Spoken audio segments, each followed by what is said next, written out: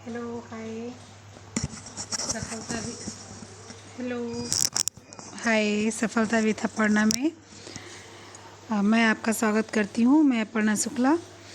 मैंने कल आपको कुछ क्वेश्चंस दिए थे जो आपको करने थे। मैंने बताया था मैं उसका आंसर आपको व्याख्या सहित बता दूँगी। ठीक है, तो क्वेश्चन शुरू करते हैं फटाफट से, जल्दी जल्दी से। ठीक है, पहला क्या है? पहला क्वेश्चन है कि वस्त्र को जलाने पर जब वह सिकुड़ता है और कड़ी मोती बनता है तो वह वस्त्र कौन सा होता है? तो इसका आंसर क्या होगा? इसका आंसर होगा रेशमी। ठीक है, इसका आंसर क्या होगा? रेशमी। हाँ, जब वो वस्त्र, इसका आंसर होगा एक मिनट, मैं इसका कलर सेट कर लेती हूँ। ठीक है, रेशमी। ठीक है, रेशमी। क्योंकि सूती वस्त्र को जलाने पर कागज़ जैसी गंध आती है और राख फुसफुसी होती है। ठीक है, और दूसरी ऊनी रेशा जलाने पर धीरे धीरे जलता है, लौ कांपती हुई है और बुझ जाती है। इसकी राख काली होती है और अगर दबाया जाए हाथ से तो दब जाती है। और कृत्रिम जो रेशा होता है वो आगे राख गोली के रूप में होता है, इसको दबाया नहीं जा सकता, वो बिल्कुल से कड़ा हो जाता है। यहाँ पर क्या बोल रहा है? वस्त्र को जलाने पर जब वह सिकुड़ता है और कड़ी मोती बनता है तो वस्त्र क्या होता है? तो वो होता है क्या? रेशमी। ठीक है, नेक्स्ट क्या है? रेशों को सूक्ष्म परीक्षण में जब ऐंठी हुई कोशिकानुमा रचना दिखाई देती है तो वह कौन सा रेशा होता है? तो जो है ऐंठी हुई रेशा जो होती है, रचना होती है, वो किस में दिखाई देती है? तो वो दिखाई देती है आपके सूती में। ठीक है, वो आपको किस में दिखाई देती है? सूती में। और सूती सूक्ष्मदर्शी यंत्र से देखने पर दबी हुई वृत्ताकार मुड़ी हुई नलिकाएं दिखाई देती हैं। किसमें? सूती में। ठीक है, तो आपका ये क्वेश्चन सही होगा। रेशमी क्या होता है? रेशमी ये दीर्घ वृत्ताकार होते हैं, दो पृथक रेशों से मिलकर बने होते हैं, जो ऐसे दिखते हैं कि जो है दो अलग अलग रेशा है। ठीक है, फिर क्या है? सेरेसिन कारण रेशम के रेशे की सतह पर गांठ दिखाई देती है। फिर ऊनी क्या है? ऊनी, इनकी आकृति गोल, बाहरी किनारा टेढ़ा मेढ़ा होता है, किनारे नुकीले होते हैं, बहुकोशिकीय रचना होती है। इसमें 3 कोशिकीय रचना होती है। ठीक है, बहुकोशिकीय मतलब 3 कोशिकीय रचना होती है। और रेयान क्या है? रेयान इस तंतु में कांच के समान चमक होती है। ठीक है, तो इसका आंसर क्या आएगा? इसका आंसर आएगा सूती। ठीक है, अब नेक्स्ट चलते हैं। नेक्स्ट क्या है? नेक्स्ट है कि नील लगाने वाले कर्मक प्रयोग किए जाते हैं। तो किस पर प्रयोग किए जाते हैं? सफ़ेद कपड़ों पर। ये तो सबको पता है कि सफ़ेद कपड़ों पर हैं, रंगीन कपड़ों पर नील लगेगी नहीं, नीले कपड़ों पर नील लगेगी नहीं, मोटे गाढ़े रंग के कपड़ों पर नील लगेगी नहीं। नील सफ़ेद रंग के कपड़ों पर लगेगी, चाहे वो हल्का हो चाहे वो मोटा हो, कैसा भी हो आप नील लगा सकते हो। ठीक है, नेक्स्ट क्या है कि जो है निम्न में से कौन सा ताप सुनम्य तंतु है? ताप सुनम्य मतलब जो उससे गर्म करके बनाया जाए। ठीक है, जो गर्म करके बनाया जाए उसको बोलते हैं ताप सुनम्य तंतु। ठीक, क्या है? निम्न में से कौन सा ताप सुनम्य रेशा है? तो ताप सुनम्य रेशा का मतलब क्या होता है कि जिस रेशे को गर्म करके तैयार किया जाए, पहले उसको गर्म करके फिर स्पिनेटर से निकाला जाए और जिसके बाद जब स्पिनेटर से निकल जाए तो ठंडा होकर वो बढ़िया सुंदर रेशा बन जाए। तो उसमें क्या आएगा? उसमें आपका आएगा डेकरान। ठीक है, डेकरान, ये आपका सही है। रेयान क्या है? ये सेलुलोज। ठीक है, सेलुलोज और मानव निर्मित मिक्स करके बना हुआ है। ऊनी क्या है? ऊनी प्राकृतिक है। ठीक है, ऊनी प्राकृतिक है। और एस्बेस्टस, इससे क्या है? ये भी मानव निर्मित है। इससे जो है आपके वाटर प्रूफ, ठीक है, जल वाले यानी छाता वगैरह, अग्नि वाला, ये सब इससे बनता है। ठीक है, किससे? एस्बेस्टस। तो आंसर क्या होगा? डेकरान होगा। ठीक है, फिर आगे बढ़ते हैं। आगे क्या है? आगे है, इसको मैं थोड़ा साफ कर देती हूँ। ठीक है,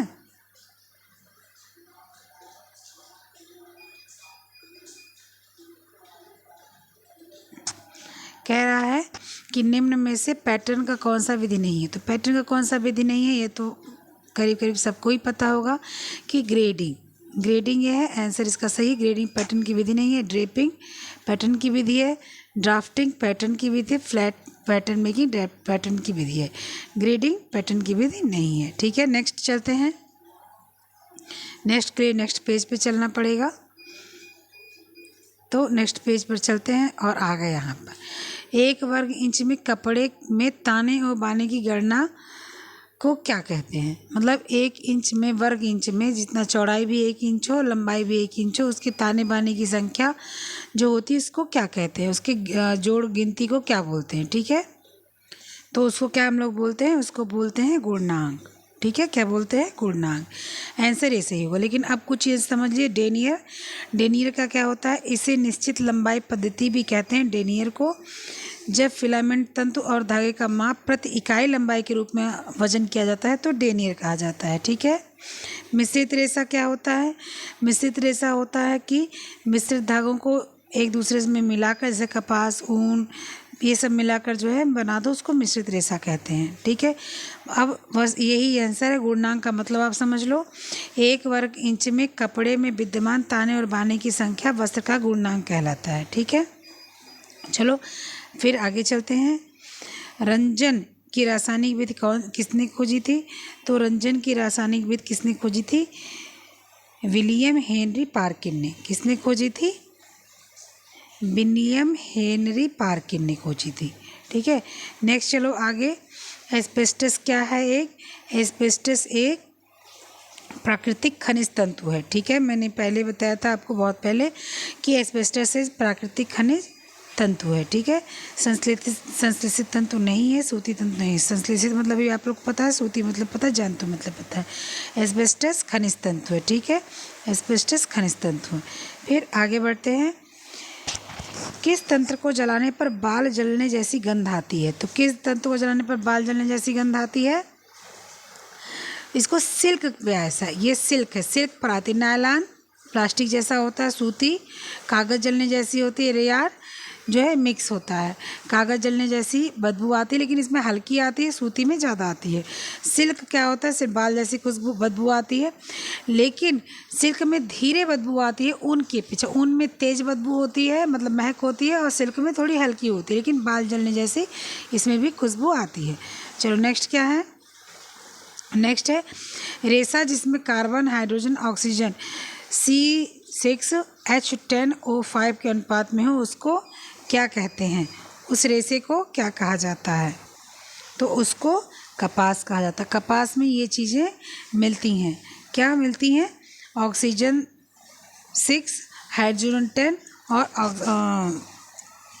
कार्बन 6, हाइड्रोजन 10, ऑक्सीजन 5, ये कपास में मिलती हैं। ठीक है, नायलॉन तापशून्य में रासायनिक रेशा, इसमें हाइड्रोजन, नाइट्रोजन, ऑक्सीजन तथा कार्बन का सुनियंत्रित रासायनिक यौगिक का समूह रहता है।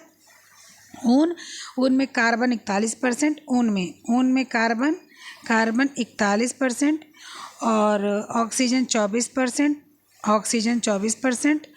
और क्या है, और क्या बचा, और बचा नाइट्रोजन क्या इसमें रहेगा, नाइट्रोजन रहेगा 16%। ठीक है, और हाइड्रोजन कितना रहेगा, 7%। ठीक है, गंधक जो होता है, गंधक रहेगा 4%। ये सारी चीज़ें ऊन में होती हैं। तो इसका आंसर क्या होगा, इसका आंसर होगा कपास। फिर नेक्स्ट चलते हैं। नेक्स्ट चलने के लिए नेक्स्ट पेज पे चलते हैं। जो आ गया ये, निम्न में से कौन सा रेशम उत्पादित रेशम, मतलब असली रेशम है। कौन सा रेशम, असली रेशम है। तो असली रेशम कौन सा है, सबको पता है, मलबरी। टसर नकली है, अरंडीत नकली है, मूंगा नकली है, मलबरी जो है वो असली रेशम है। ठीक है, आगे चलते हैं। लीलन की प्राप्ति पेड़ के किस भाग से होती है, सबको पता है, तने से होती है। ठीक है, इसके बाद आगे चलते हैं इसमें भी। ठीक है, कौन सा राज्य कांचीपुरम सिल्क साड़ी के लिए प्रसिद्ध है। कौन सा राज्य कांचीपुरम सिल्क साड़ी के लिए प्रसिद्ध है, इसको जानते हैं। तो वो राज्य है तमिलनाडु। ठीक है, क्या नाम है उसका, तमिलनाडु। कर्नाटक, केरल, राजस्थान। केरल में क्या है, केरल की पोशाक मुंडू और महिलाओं के लिए मुंडम, ये जो है केरल की पोशाक है जो प्रसिद्ध है। ठीक है, उसके बाद में राजस्थान सबको पता है, राजस्थान के लिए बंधनी वगैरह जो है ये प्रसिद्ध है। कर्नाटक, कर्नाटक का क्या है, ये साड़ियाँ होती हैं रेशम से बनी होती हैं, तो अरंडी रेशम, कच्चे रेशम, कोरा रेशम, शिफॉन, इन सब से बना होता है ये कर्नाटक। तमिलनाडु का क्या है, तमिलनाडु का है कांचीपुरम।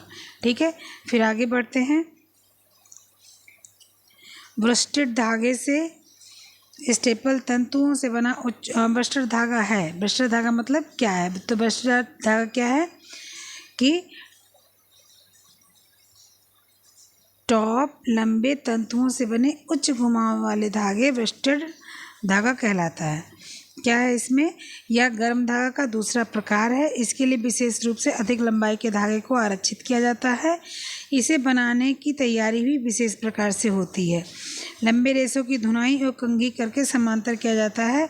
धागा खूब अच्छे तरीके से बटकर बनाया जाता है। ठीक है, तो ये ब्रस्टेड धागा है। ब्रस्टेड धागे से बने वस्त्र अत्यंत उत्तम और बहुमूल्य होते हैं। इससे बने वस्त्र टिकाऊ और मजबूत होते हैं।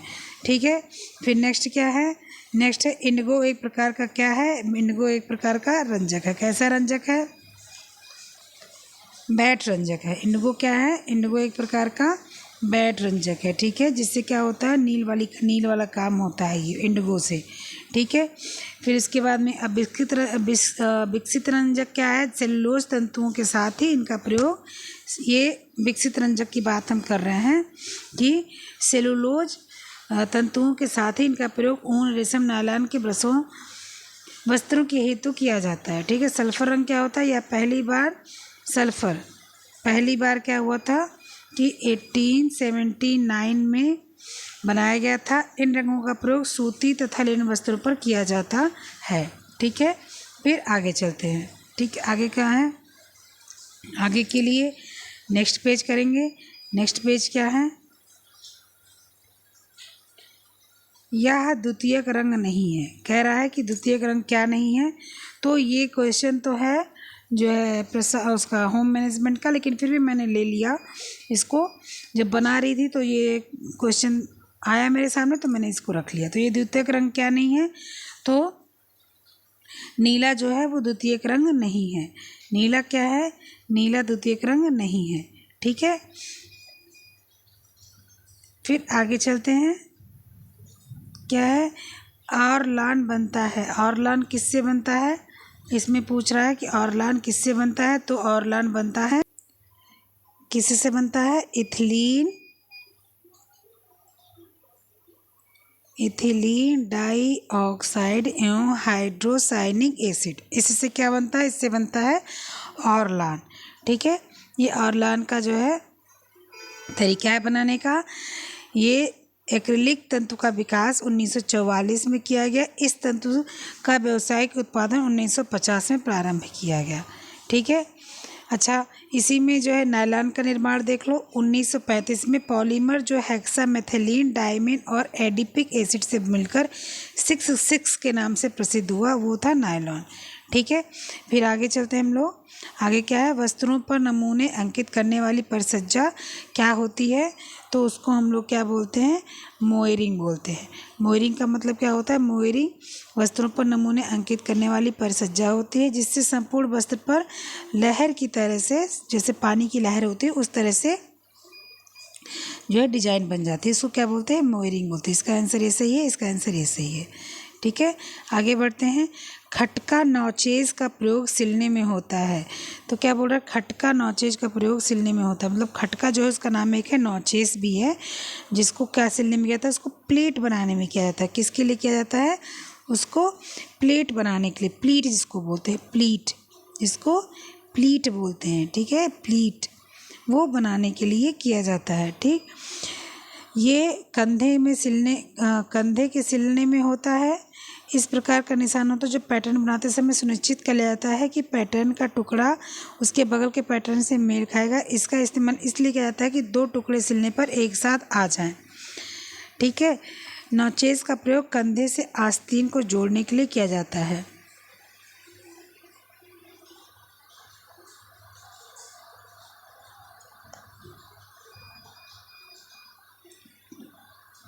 ठीक है, इसके बाद क्या है, नहीं, इसका आंसर जो होगा वो होगा प्लेट। नहीं, प्लेट तो अलग चीज़ हो गया। इसका आंसर होगा कंधे में, कंधे में, सॉरी, इसका आंसर हम लगाओगे कंधे में। इसका आंसर आप लगाओगे कंधे में, ठीक है। इसका आंसर आप कहाँ लगाओगे? कंधे में लगाओगे। ये कंधे में, खटका नोचेस का प्रयोग सिलने में होता है कंधे में। क्या किया जाता है इसमें कि खटका का प्रयोग कंधे से आस्तीन को जोड़ने के लिए किया जाता है। जैसे मान लो ये आपका कपड़ा है, ठीक है, तो ये जो आपका ये जो चीज़ है ना, ये आपका कपड़ा है ये, तो इससे जो ये आस्तीन जुड़ती है, ये जो इससे आस्तीन जुड़ती है ये वाली, तो इसको जो है लगाने के लिए खटका का प्रयोग किया जाता है, ठीक। फिर आगे बढ़ते हैं। धागे की रील से धागा खींचने का काम कौन करता है? ठीक है, तो ये कौन करता है? धागा उत्तापक, मतलब क्या बोलते हैं इंग्लिश में इसको? Thread lifter. क्या बोलते हैं इसको? Thread lifter. क्या बोलते हैं इसको? Thread, TREAD, thread lifter, LIFTER, ठीक है, थ्रेड लिफ्टर बोलते हैं। सुई का मतलब जो निडल बार है वहाँ सुई लगती है, आईलेट है तो वहाँ से जो है दिखने का काम होता है, और थ्रेड गाइड है तो अलग, वो चीज़ अलग हो गई, ठीक है। अब नेक्स्ट क्वेश्चन के लिए हम लोग चलते हैं कहाँ? नेक्स्ट पेज पर। नेक्स्ट पेज हो गया। किस तंतु के अनुप्रस्थ काट की आकृति वृक्क के, वृक्क मतलब समझ रहे हो ना, वृक्क मतलब होता है किडनी, ठीक है, किडनी, वृक्क मतलब होता है किडनी, तो आकृति वृक्क के समान होती है। तो किसकी होती है? किसकी होती है आकृति किडनी के समान? कॉटन का, ठीक है, कॉटन का, कॉटन का होता है। कॉटन के का या कपास तंतु अनुप्रस्थ काट काटने पर कान के आकार का एक किडनी के समान दिखाई देता है, ठीक है। रेशम क्या है? रेशम के अनुप्रस्थ काट में यह अनियमित होता है, त्रिभुजाकार होता है, इसका कोई ये नहीं होता कि एक ही बराबर रहेगा। फिर नायलॉन है, इसका अनुप्रस्थ काट गोल चित्तियोंदार दिखाई देता है। ऊन क्या है? ऊन की 3 लेयर्स होती हैं, क्या होती हैं? क्यूटिकल, कॉर्टेक्स और मेडुला, ठीक है। ये जब काटा जाता है तो ये गोल दिखाई देता है, ठीक। फिर क्या है कि बाने, यहाँ गाने हो गया है ना, ये आप इसको बाने कर लेना, ठीक है, आप इसको बाने कर लेना। बाने का ऊपर उठाने के लिए लूम का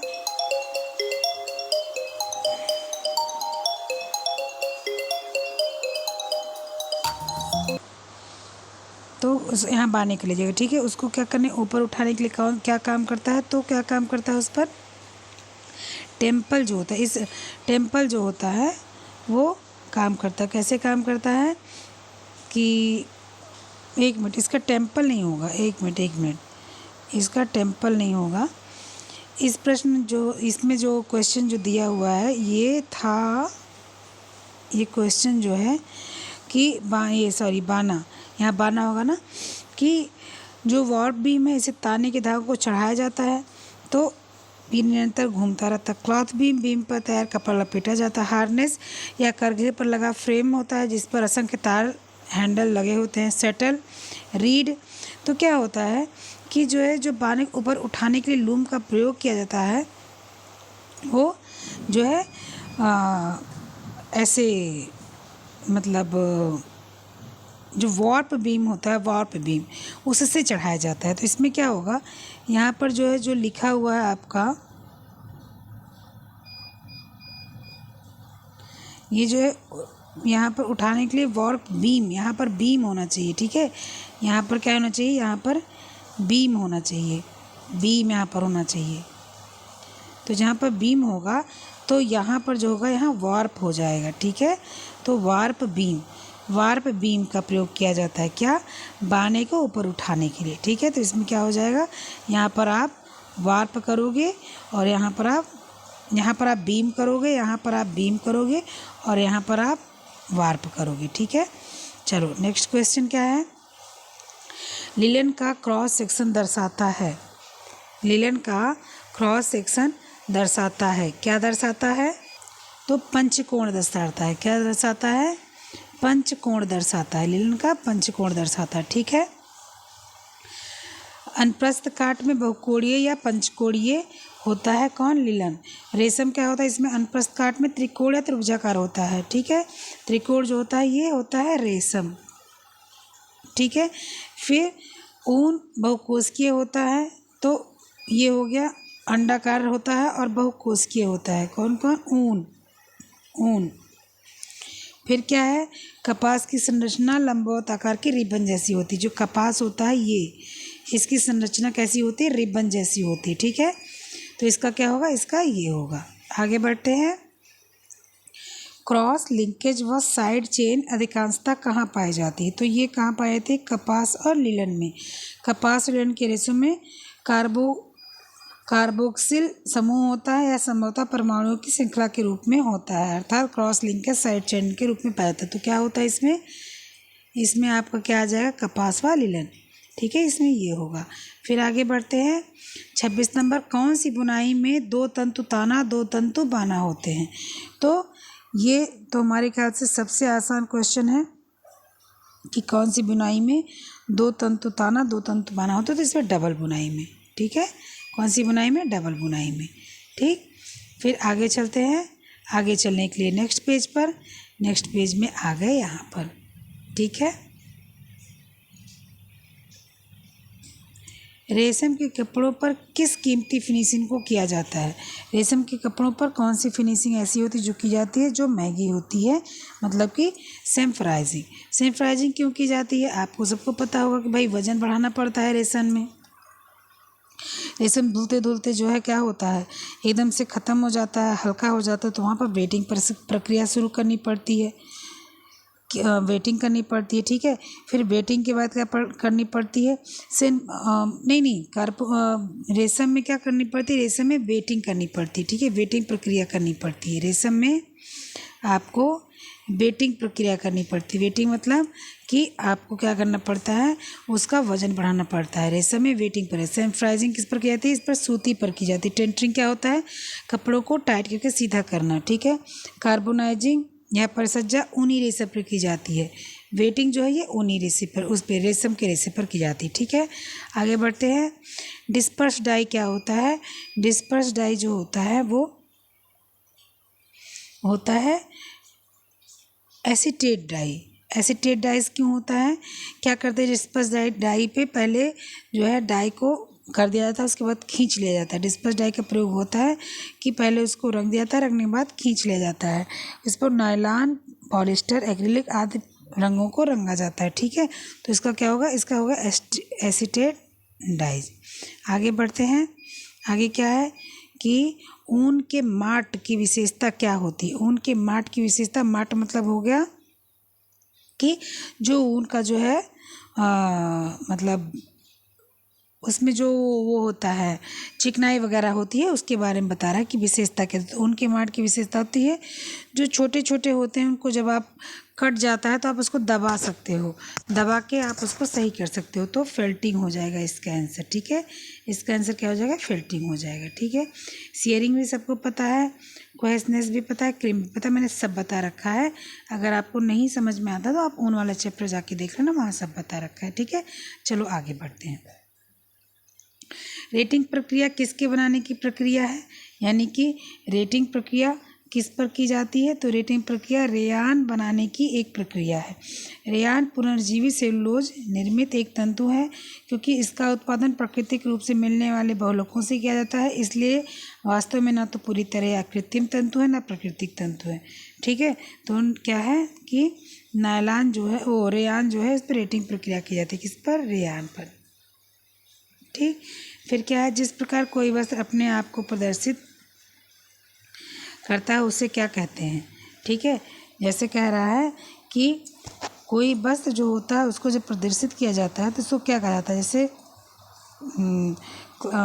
बहुत फैशन में प्रचलित हो तो क्या होता है? क्लासिक हो जाता है। क्लासिक मतलब उसका फैशन बहुत दिन तक लंबा चलता है, ठीक है।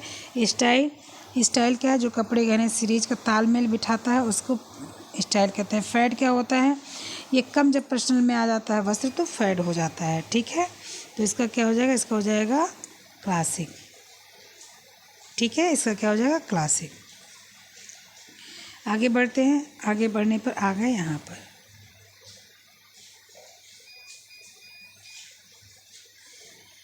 सभी फिटिंग और डार्ट की किस तरफ दिशा दिखाती, मतलब फिटिंग और डार्ट किस तरफ दिशा दिखाते हैं, तो आप क्या इसमें बोलेंगे, फिटिंग और डार्ट किस तरफ दिशा दिखाते हैं। तो फिटिंग और डार्ट जो होते हैं वो आपके बस्ट पॉइंट यानी वक्ष स्थल पर, मतलब कि ब्रेस्ट पॉइंट को जो है वो करते हैं। तो इसको क्या बोलेंगे, इसको बोलेंगे बस्ट पॉइंट। ठीक है, इसको क्या बोलेंगे, बस्ट पॉइंट। ठीक है, फिर आगे बढ़ते हैं। आगे क्या है, शबनम और अबेरमा किसका नाम है।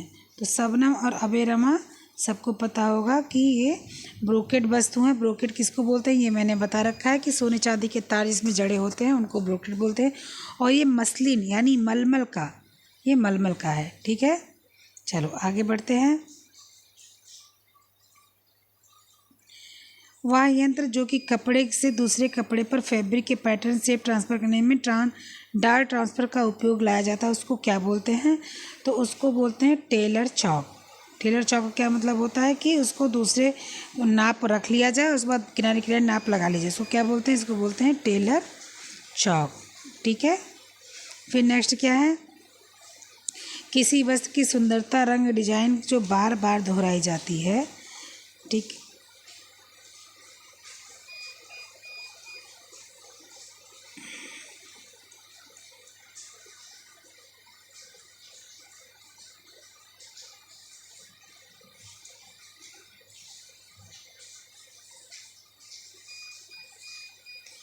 किसी वस्त्र की सुंदरता, रंग, डिजाइन जो बार बार दोहराई जाती है उसको क्या बोलते हैं। ठीक है, तो उसको क्या बोलेंगे, उसको बोलेंगे इन्फेसिस। इन्फेसिस क्यों बोलेंगे, वह कला जो भाग जिसके द्वारा नेत्र किसी व्यवस्था को पहले से महत्वपूर्ण वस्तु आकर्षित होता है। यह हार्मनी क्या होता है, यह वह सिद्धांत होता है जो किसी वस्तु या विचार के चयन और व्यवस्थापन में एकता का भाव पैदा करता है। रिदम क्या होता है, लय वास्तव में गति का एक प्रकार होता है। हमारी आँख, रेखाएं, आकारों और रंगों को व्यवस्थित किया जाता है। ठीक है, तो क्या होगा, इसका इन्फेसिस होगा।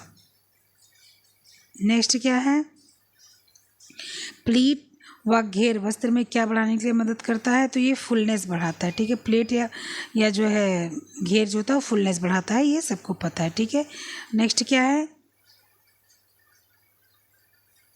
नेक्स्ट है कि पाइपिंग काटा जाता है। पाइपिंग किस डिग्री पर काटा जाता है, पूछ रहा है इसमें कि पाइपिंग को किस डिग्री पर काटा जाता है। तो पाइपिंग को निर्माण में पाइपिंग को काटने के लिए कपड़े को 45 डिग्री वार्प के एंगल पर काटा जाता है। कितने पर, 45 डिग्री वार्प के, 45 डिग्री वार्प के एंगल पर काटा जाता है। ठीक है, चलो आगे बढ़ते हैं।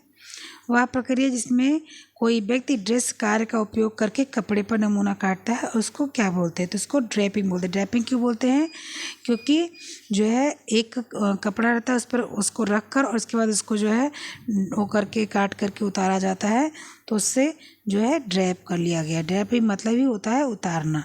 ठीक है, नेक्स्ट क्या है, विस्कोस रेयॉन बनाने वाले घोल को चिपचिपापन उसमें घुलाकर परखा जाता है। क्या घुलाकर परखा जाता है, विस्कोस रेयॉन वाले घोल को चिपचिपा उसे इसमें घुलाकर, उस मतलब इसमें मतलब किस में घुलाकर, तो विस्कोस रेयॉन के चिपचिपे को 40% एसिटिक एसिड में घुलाकर, 40% एसिटिक एसिड में घुलाकर जो इसका चिपचिपापन परखा जाता है। ठीक है, तो इसका ये आंसर होगा। नेक्स्ट क्या है, वह तंतु यह सीधे तंतु से बनाया जाता है। कह रहा है यह सीधे तंतुओं से बनाया जाता है। यह कपड़ा यानी कि कपड़ा किससे बनाया जाता है, सीधे तंतु से बनाया जाता है। तो फेल्ट वस्त्र धागों से नहीं बल्कि सीधे तंतुओं से बनाया जाता है। ठीक है, सीधे मतलब डायरेक्ट, यहाँ पर सीधे मतलब यहाँ एकदम डायरेक्ट है। ठीक है, डायरेक्ट है, डायरेक्ट किससे बनाया जाता है, तो फेल्ट वस्त्र। ठीक है, फेल्ट वस्त्र। आगे, इस प्रकार कैलेंडरिंग विधि द्वारा वस्त्र में उभरी हुई सतह नहीं बनती है। कैसे नहीं बनती है, इस विशेष कैलेंडरिंग विधि द्वारा वस्त्र में उभरी सतह नहीं बनती, किससे, कि क्या होगा,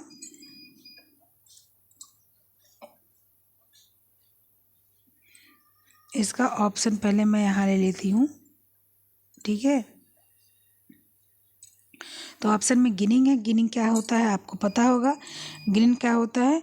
गिनिंग कपास के कोए से अशुद्धियों को अलग करना। फिर कैलेंडरिंग, कैलेंडरिंग क्या होता है कि यह बड़े पैमाने पर इस्त्री करने की प्रक्रिया है जिससे वह शीघ्रता से सीधा और चिकना चमकदार हो जाता है। ठीक है।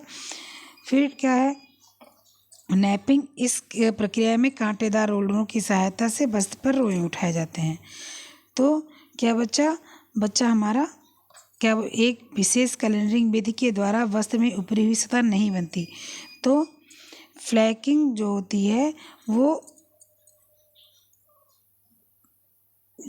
कैलेंडरिंग जो होती है वो प्रेस करने की एक वो होती है, मतलब कि तरीका, बहुत लंबा लंबा जो है कपड़ा प्रेस किया जाता है, तो वो प्रेस करने का तरीका होता है। उससे क्या होता है, इससे जो होता है उभरी हुई सतह बनती नहीं है। तो क्या होगा इससे हो जाएगा आपका कैलेंडरिंग। ठीक है, अब क्या हो जाएगा? कैलेंडरिंग। आंसर कैलेंडरिंग हो जाएगा, फ्रिक्शन कैलेंडरिंग। फिर क्या है? इकत व पोचमपल्ली किस विधि द्वारा बनाई जाती है? अवरोधक सिद्धांत द्वारा, ब्रेसों की बीमा के द्वारा, यूनियन रंगाई और रासायनिक रंगाई। तो क्या होता है? ये अवरोधक रंगाई द्वारा होता है। क्यों? क्या होता है इस पर? पहले इकत और पोचमपल्ली में मोम द्वारा किसी चीज़, ऐसी चीज़ रंग ना चढ़ने वाला हो, उससे पहले डिजाइन बन जाती है, फिर कलर कर दिया जाता है, फिर सुखाकर उसको हटा दिया जाता है, तो कलर आ जाता है, डिजाइन आ जाती है। ठीक है। नेक्स्ट क्या आएगा? नेक्स्ट आएगा निम्नलिखित में से कौन सी छपाई विधि नहीं है? तो कौन सी छपाई विधि नहीं है निम्नलिखित में से? तो नंबर 2 है कि पहला एक है ब्लॉक। तो ब्लॉक क्या है? ब्लॉक छपाई विधि में आता है। फिर स्टेंसिल छपाई विधि में आता है और रोलर छपाई विधि में आता है। ब्लॉक भी छपाई विधि में आता है, ब्लॉक भी छपाई विधि में आता है, रोलर भी छपाई विधि में आता है, स्टेंसिल भी छपाई विधि में आता है। क्या नहीं आता? बाटिक छपाई विधि में नहीं आता है, बाटिक को छपाई नहीं किया जाता। ठीक है। तो ब्लॉक पता है, ब्लॉक होता है, स्टेंसिल पता है, रोलर पता है, बाटिक छपाई विधि में नहीं आता। तो इसका क्या आंसर हो जाएगा? इसका आंसर हो जाएगा बाटिक। ठीक है। फिर क्या होगा? नेक्स्ट है प्रोटीन जो कच्चे रेशम में होता है। तो कौन सा रेशम, कच्चे रेशम में प्रोटीन होता है? तो होता है फाइब्रिन। ठीक है। फिर नेक्स्ट क्या है? इस विधि से कपड़े पर चुने हुए स्थान से रंग हटाकर नमूने बनाए जाते हैं। तो इसको क्या होगा? ये सबको पता हो चुका है, अवरोधक छपाई। ठीक है, अवरोधक छपाई। और डिस्चार्ज छपाई आप लोग को पता ही है कि डिस्चार्ज छपाई क्या होता है कि कपड़े पर जो है रंग लगाने के बाद उससे रंग उतारा जाता है, तो डिस्चार्ज छपाई होती है। डिस्चार्ज छपाई व्यंजन का निष्कर्ष छपाई भी कहते हैं। इस छपाई की प्रक्रिया में वस्त्र को पहले पूरी तरह से रंग लिया जाता है, उसके पश्चात किसी रासायनिक पदार्थ द्वारा नमूना बनाया जाता है, उस नमूने वाले स्थान से रंग निकाल जाता है। फिर क्या है? डायरेक्ट छपाई क्या होता है? डायरेक्ट छपाई, इसे प्रत्यक्ष छपाई भी कहते हैं। इस छपाई में किसी बंधक रंग की आवश्यकता नहीं पड़ती है। अवरोधक छपाई सबको पता है, बता दिया, मोम या कुछ ऐसा लगा देते हैं, उससे जो है अवरोधक छपाई का नमूना तैयार होता है। मॉडर्न छपाई में डाई में लगने वाला एक पदार्थ होता है, छपाई करते समय कपड़े पर रंजक पर सेट करता है, जो कपड़े को रंगों को जोड़ता है। ठीक है। फिर नेक्स्ट क्या आएगा? निम्नलिखित में से कौन सा परिधान का परीक्षण मानक अवस्था का है? ठीक है, कौन सा परिधान परीक्षण मानक अवस्था का है? ठीक, तो इसका क्या आ जाएगा? लास्ट क्वेश्चन है, 46 क्वेश्चन मैंने दिया था, 46 क्वेश्चन मैंने दिया था आपको, तो आप उसको जो है देखिए कि इसका आंसर क्या होगा। परिधान के परीक्षण करने हेतु 65% आर्द्रता 20 डिग्री तापमान वस्त्र का मानक अवस्था कहलाता है। क्या कहलाता है? 65% आर्द्रता 20 डिग्री तापमान।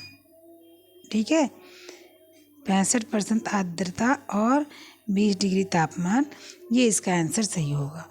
ठीक, तो मैंने सारे क्वेश्चंस के आंसर दे दिए हैं, आप इसको देख लो, समझ लो, जो भी समस्या हो, जो भी परेशानी हो, आकर आप मुझसे मेरे व्हाट्सएप ग्रुप पे मिल सकते हो, पूछ सकते हो। व्हाट्सएप ग्रुप मुझे आपको टेलीग्राम पर मिलेगा। मेरा टेलीग्राम लिंक क्या है?